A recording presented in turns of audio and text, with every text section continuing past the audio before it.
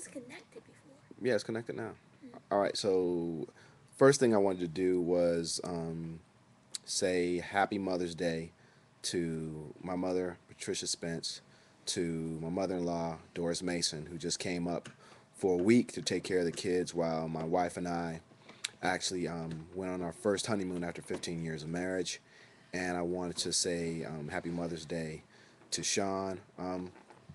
It really just dawned on me as we were changing, well, not changing our youngest, but our youngest has got a minor potty training problem where he'll TT in the pot, but he won't boo boo in the pot. So every day we have to, every day we end up losing track of him because he's gone off in a corner somewhere and boo booed, and we end up having to deal with a mess. So today, what we thought we'd do is actually have him deal with it. So we were in the bathroom. Bathroom is smelling like who knows what. This is bad. Yeah, smelling like who knows what. And we were like, you know what? Instead of us taking care of your bottom, we're gonna make you take care of your bottom. So we're up there making him, wipe his bottom, sanitarily, of course. And we're watching it and smelling. And I just looked at Sean with a great deal of love and said, you know what? You're the only person that I can imagine doing this with. I love you. Happy Mother's Day. And I was serious. Um, but that actually led me to think about the politics of Mother's Day. In a piece I wrote last year for Parenting Magazine, or rather for parenting.com, when my wife was a columnist for them, I actually did some research on the history of Mother's Day. And I wanted to read it briefly for you. As a side note, these guys in the background are my three oldest children, and We're random people. Yeah, random people. Yeah. He just let us in. Actually, this clothes, I think. I don't know who's Yeah, clothes well, these what are, we're doing. but I've been wearing it for a long time. yeah, right, right. Anyway, the two Yeah. youngest are asleep right now, so I'd have them involved, but I don't want to wake them up. Sleep. They need sleep like we need food. So what I want to do really quickly is to give you a sense of what the history of Mother's Day is, and in order to talk about how it's become to a certain extent corporatized and commodified, and how in doing that we've really lost sight of a specific movement that I think we really need to recapture given the day. And you'll see what I understand what I'm talking about in a second. I'm getting this from Wikipedia. Yep, Uh, Wikipedia. yeah, Wikipedia. Wikipedia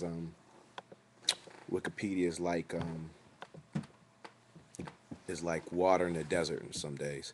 The United States celebrates Mother's Day on the second Sunday in May. In the United States, Mother's Day was loosely inspired by the British Day and was imported by social activist Julia Ward Howe after the American Civil War. However, it was intended as a call to unite women against war. In 1870, she wrote the Mother's Day Proclamation as a call for peace and disarmament. Howe failed in her attempt to get formal recognition of a Mother's Day for peace. Her idea was influenced by Anne Jarvis, a young Appalachian homemaker who, starting in 1858, had attempted to improve sanitation through what she called Mother's Work Days. She organized women throughout the Civil War to work for better sanitary conditions for both sides, and in 1868 she began work to reconcile Union and Confederate neighbors. And real quickly, what I want to do is click on the Mother's Day Proclamation link and then see if I can read a passage of it. Um, Written in 1870, Howe's Mother's Day Proclamation was a pacifist reaction to the carnage of the American Civil War and the Franco Prussian War. The proclamation was tied to Howe's feminist belief that women had a responsibility to shape their societies at the political level. Today, the proclamation is included in the Unitarian Universalist hymnal, Singing the Living Tradition. Mother's Day Proclamation. Arise then, women of this day. Arise, all women who have hearts, whether our baptism be of water or of tears. Say firmly, we will not have great questions decided by irrelevant agencies. Our husbands will not come to us reeking with carnage for caresses and applause. Our sons shall not be taken from us to unlearn all that we have been able to teach them of charity, mercy, and patience. We, the women of one country, will be too tender of those of another country to allow our sons to be trained to injure theirs.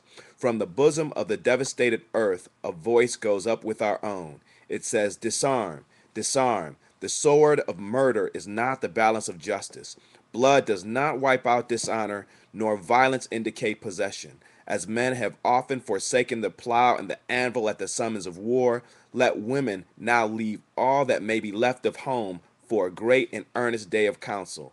Let them meet first as women to bewail and commemorate the dead. Let them solemnly take counsel with each other as to the means whereby the great human family can live in peace, each bearing after his own time the sacred impress, not of Caesar, but of God. In the name of womanhood and humanity, I earnestly ask that a general congress of women without limit of nationality may be appointed and held at some place deemed most convenient and at the earliest period consistent with its objects to promote the alliance of the different nationalities, the amicable settlement of international questions, the great and general interests of peace. Now, it probably would have been doper had I had Imani read it, but Imani, which is not on here. yeah, but Imani's doing her little thing on the side. But if you listen to that, and again, it can be found at Wikipedia, or you could just do a Google search for it, and you think about how we celebrate Mother's Day now. I mean, I'm all for going out for Mother's Day brunch. I mean, some of my earliest, or not early, some of my fondest memories back when we were still living in Detroit before, after we had gotten married, was going out to dinner or brunch with the extended Spence family, and then when I was a little bit younger, seeing the Detroit Pistons beat the snot out the Chicago Bulls. Yeah, but that's another story. But know that it originally started out as a call for peace in times of war, and then to a certain extent, it also dealt with the